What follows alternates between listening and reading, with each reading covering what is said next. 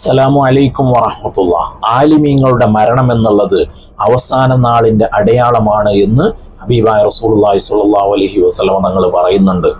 ഞങ്ങളുടെ അടക്കം ഖാളിയായിരുന്ന ബഹുമാനപ്പെട്ട ത്വാഖ അഹ്മദ് മുസ്ലിയാർ വഫാത്തായിട്ട് ഏകദേശം ഒരു മാസമാകുന്ന ഈ സമയത്താണ് ബഹുമാനപ്പെട്ട പ്രൊഫസർ അലിക്കുട്ടി ഉസ്താദ് നമ്മെ വിട്ടുപിരിയുന്നത്. വലിയ പണ്ഡിതനായിരുന്നു, വലിയ കിതാബ് തിരിയുന്ന വലിയ പണ്ഡിതനായിരുന്നു.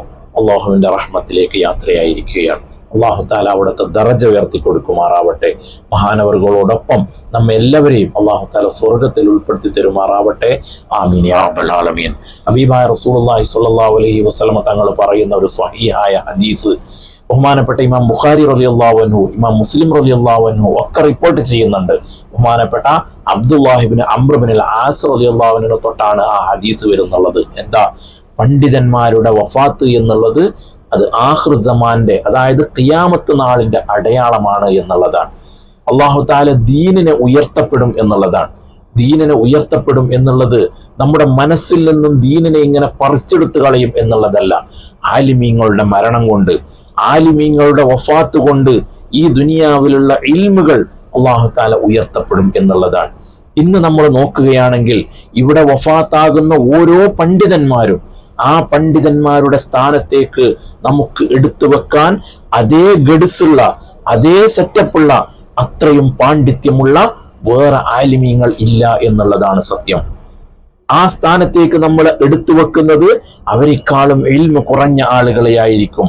അങ്ങനെ ഓരോ പണ്ഡിതന്മാരുടെയും വഫാത്തിനനുസരിച്ച് നമ്മൾ ഇൽമു കുറഞ്ഞ ആളുകളെ നേതാവാക്കി വെക്കുകയും അവസാന നാളാകുമ്പോൾ ഇൽമില്ലാത്ത ആളുകൾ നമ്മുടെ നേതാവായി വരികയും അവർ ഇൽമില്ലാത്തതിന്റെ കാരണം കൊണ്ട് പല പ്രസ്താവനകൾ അവർ നടത്തുകയും പല കാര്യങ്ങളിലും അറിവില്ലാത്ത കാരണം കൊണ്ട് തെറ്റായ ഫത്വകൾ കൊടുക്കുകയും അതിലൂടെ ജനങ്ങള്, സമൂഹം നാശത്തിലേക്ക് പോവുകയും ചെയ്യുമെന്ന് ഹബീബായ റസൂലുള്ളാഹി സ്വല്ലല്ലാഹു അലൈഹി വസല്ലം തങ്ങൾ പഠിപ്പിക്കുകയാണ്.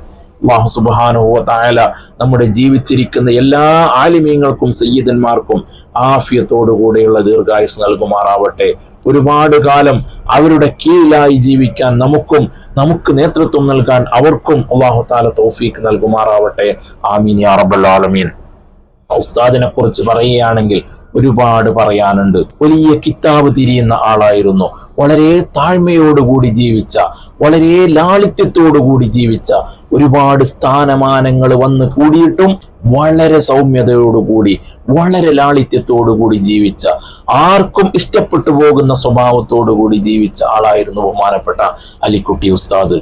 അള്ളാഹുവിന്റെ വിധിയാണ്, അള്ളാഹു തആല നൽകിയതാണ്, അള്ളാഹു താല തിരിച്ചെടുക്കുകയും ചെയ്തു. അള്ളാഹു താല മഹാനവറുകളോടൊപ്പം നമ്മെ എല്ലാവരെയും സ്വർഗത്തിൽ ഉൾപ്പെടുത്തി തരുമാറാവട്ടെ. ആമീൻ യാ റബ്ബൽ ആലമീൻ. അസ്സലാമു അലൈക്കും വറഹ്മത്തുള്ളാഹി.